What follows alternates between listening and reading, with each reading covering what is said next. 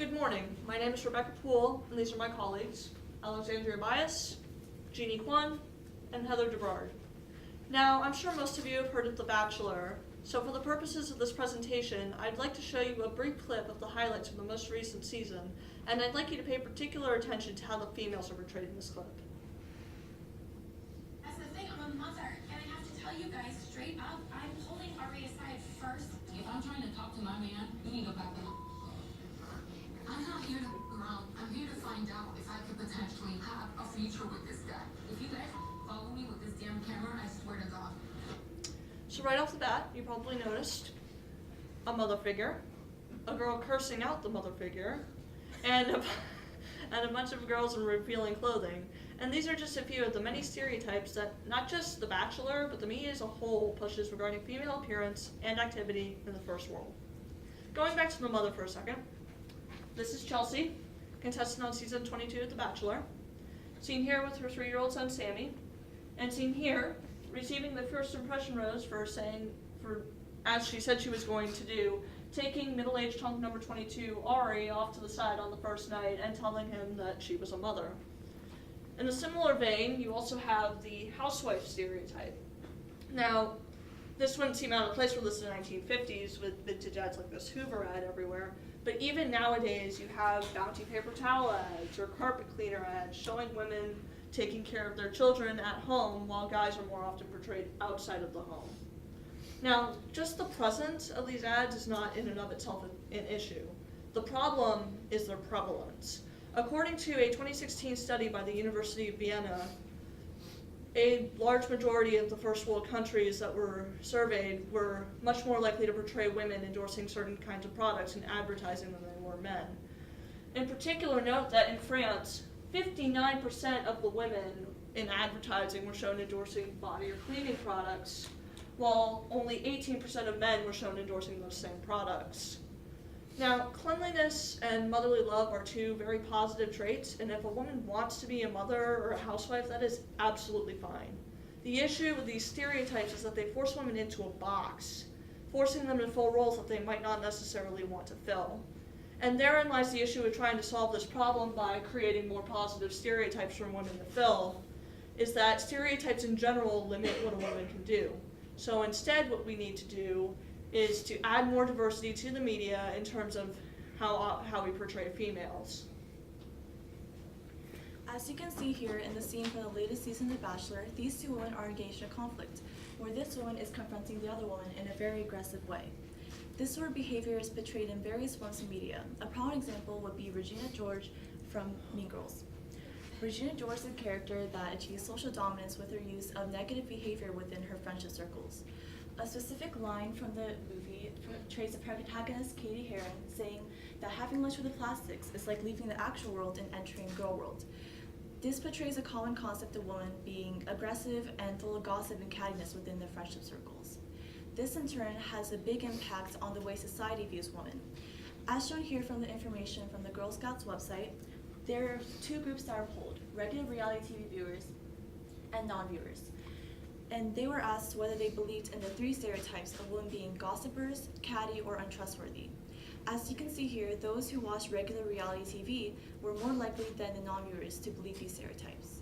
This shows the big impact that the media has on women and the way society generally views women. It also fuels the assumption that female friendships are harmful and that they are negative. However, in a study by communication professors Ben Rowowitz and Mastro, female friendships are actually more adaptive than male friendships because they portray school adaptation, peer integration, and closeness with friends. Additionally, some may think that the socially aggressive stereotype derives from the traditionally feminine stereotype. And like in Rebecca's stereotype of the housewife, this may be seen as a positive thing. However, this just limits women further into what they could be in society.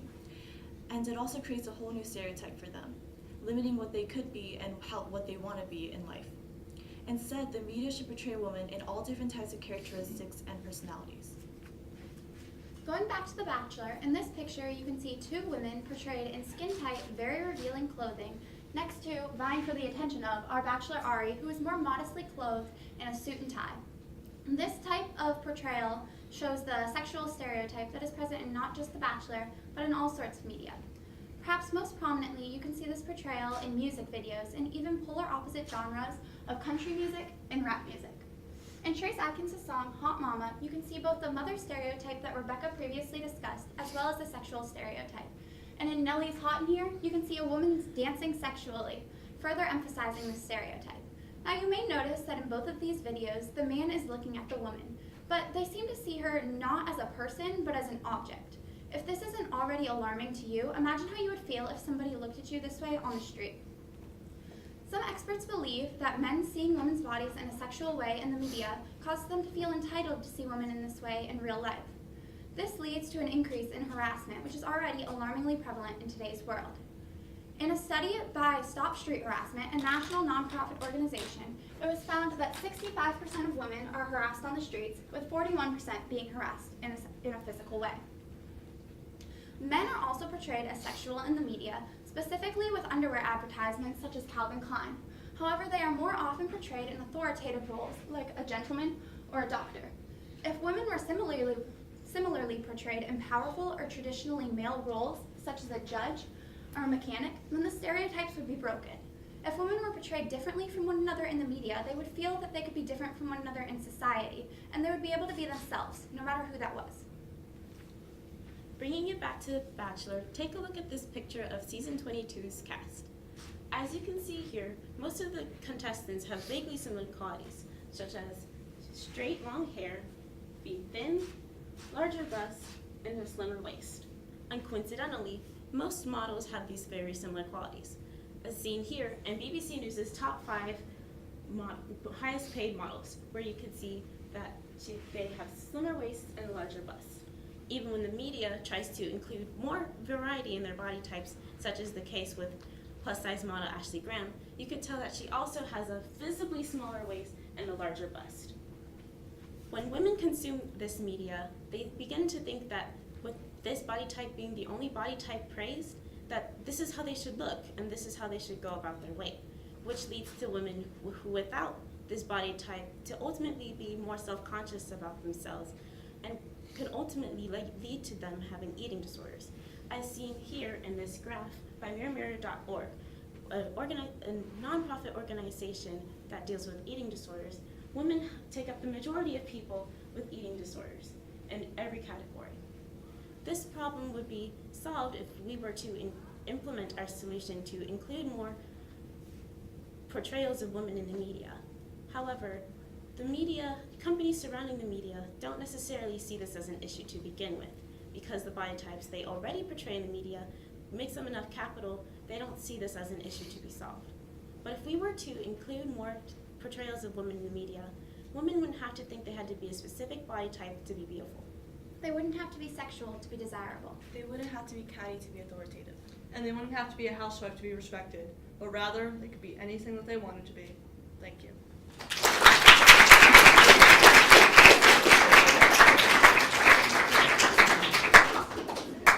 All right, let's get through these questions.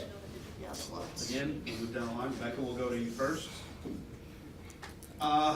What is a way in which your team's resolution makes you think differently about your own individual research?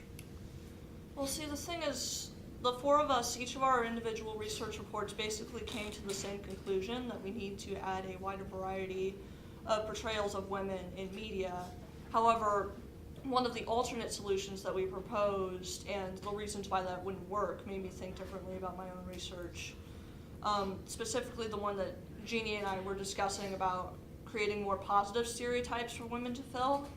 Because in my own research report, I discussed a report by Dr. Guy Lay Green about children's media and female stereotypes in children's media, which is where I got the mother stereotype that myself and Alex discussed. And there it was noted that the mother was one of the more positive stereotypes that what could be seen in children's media, but that even positive stereotypes were still limiting what women could do. Thank you. Alex, having finished your project, what, if anything, do you consider to be a gap in your team's research that, if addressed, would make you feel more confident about your conclusion? So when we were researching, we focused on including a lot of examples of times that women were portrayed in stereotypes in the media, but we didn't really find a lot of statistical evidence that showed like this % of the time women are portrayed in media. And by the number of examples that are out there, you can tell that it's a large %, but it would be nice to have that actual statistical information to back that up. All right, thank you. Heather, reflecting on your colleagues' work, which one had the greatest impact on your overall understanding of the problem that you identified? I would say Rebecca's, because after reading her paper, she said she had a lot of information on the body types and how they actually included how they affected eating disorders in women. And my research, we had similar information. So after combining her paper and my paper to make my slides, it made me realize how impactful that these stereotypes and body types just not being shown in the media actually affects women in general, and it really made my point stronger than it actually would have been without it. All right, thank you. Jeannie, what is an example of a compelling argument that one of your peers' individual reports made that you decided to exclude from the overall project? One argument that Heather made in her research paper that we decided to exclude was the argument that doctors have actually tended to overdiagnose women who have depression, because depression has been seen as a more feminine type of illness, and I thought that was a really important piece. However, we did not include it because we decided in Heather's part specifically she was focused more on body types. All right, cool, thank you.